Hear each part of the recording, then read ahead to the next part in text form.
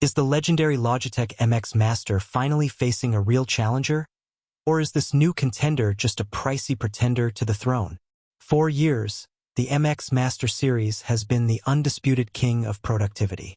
It is the gold standard for every office setup and video editing suite. But now Asus wants a piece of that cake. They have released the ProArt Mouse MD300. This mouse is packed with unique hardware like the Asus Dial and extra buttons designed specifically for creators. It looks like a spaceship and promises to change how you edit. However, a massive price tag and some serious software quirks might make you think twice before switching. Let's dive deep into whether the MD300 is actually a better mouse or just a frustrated dream for designers. The first thing you notice about the Asus ProArt MD300 is the build and the weight. If you are used to the heavy, tank-like feel of the MX Master 3, this will feel very different. The MX Master is known for its weight. Many users complain it is too heavy for anything but slow office work. The MD300 weighs only 109 grams. That is significantly lighter than the 141-gram Logitech. While some people might appreciate the lighter weight for quick movements, it actually makes the mouse feel a bit less premium in the hand. It is made entirely of hard matte black plastic. There is no rubberized coating or soft touch finish here. This is a strange choice for a pro device. It is also smaller than the MX Master. This means it fits a claw grip much better than a relaxed palm grip. If you have large hands and like to rest your whole hand on the mouse, this might feel a bit cramped and small.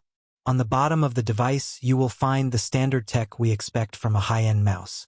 There is a selector button to switch between 3 different devices instantly. It uses both Bluetooth and a 2.4 GHz Wi-Fi dongle. The dongle is stored magnetically inside the mouse so you won't lose it during travel. The sensor is very accurate on most surfaces. It tracks well on wood, plastic, and mouse pads.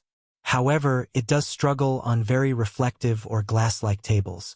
For charging, it uses a standard USB-C port on the front. You can even use it as a wired mouse while it is plugged in, which is a lifesaver when the battery dies mid-project.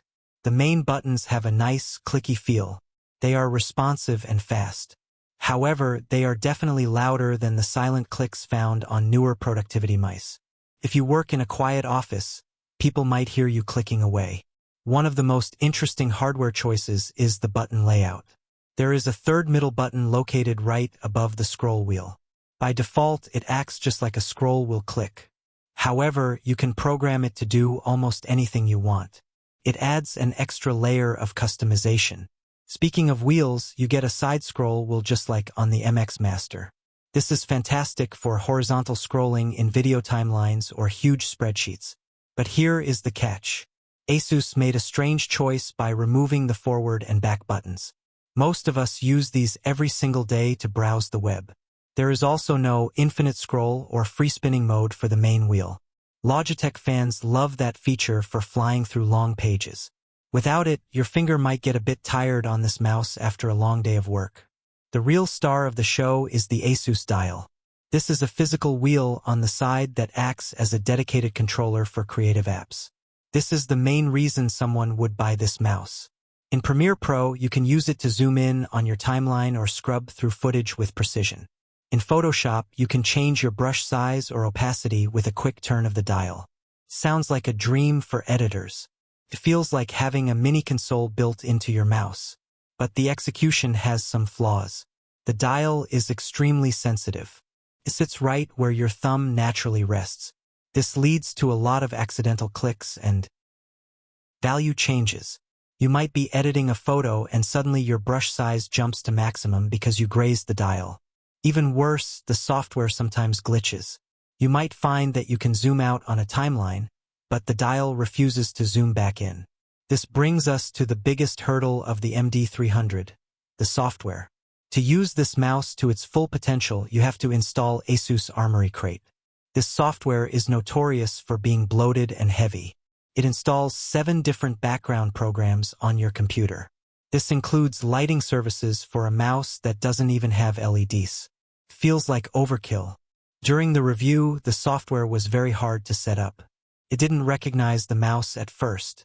Then, it constantly prompted the installation of a ProArt app. This app mostly just shows ads and offers no real functions for non-Asus laptop users. The worst part is that the mouse doesn't even work correctly as a basic mouse without the software. On a work computer where you can't install drivers, the mouse might randomly interpret movement as scrolling. This makes it almost impossible to use as a simple plug-and-play device. When you look at the price, the situation gets even tougher. At roughly €150, the MD300 is nearly double the price of the Logitech MX Master 3. That is a huge gap. The MX Master is already considered an expensive mouse. For double the price, you expect perfection. While the hardware is innovative and the extra dial offers massive potential, the software bugs are hard to ignore.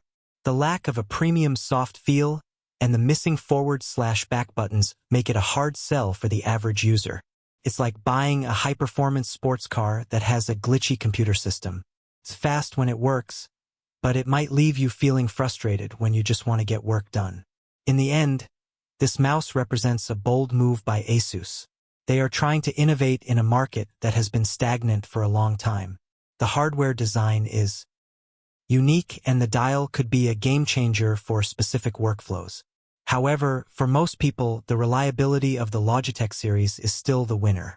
If Asus can fix the software bloat and perhaps add some rubber grips, they might have a true king on their hands. But right now, it feels like a very expensive experiment. It is a product with a lot of potential that is held back by its own technical issues.